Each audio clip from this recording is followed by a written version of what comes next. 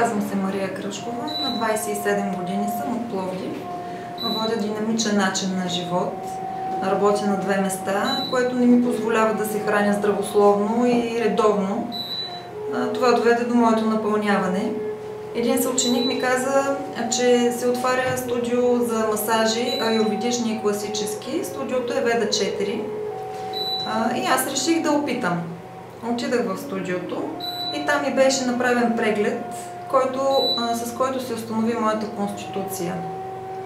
В тази конституция се състои от 3 доши според аюрведа и беше определена коя доша съм аз.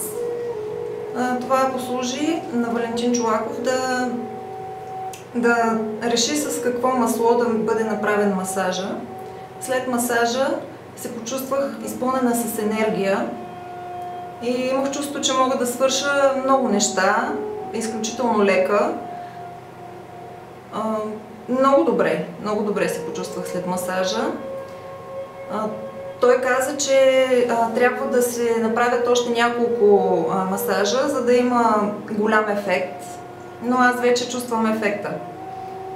Изключителни благодарности на Студио Веда 4 и на Валентин Чолаков.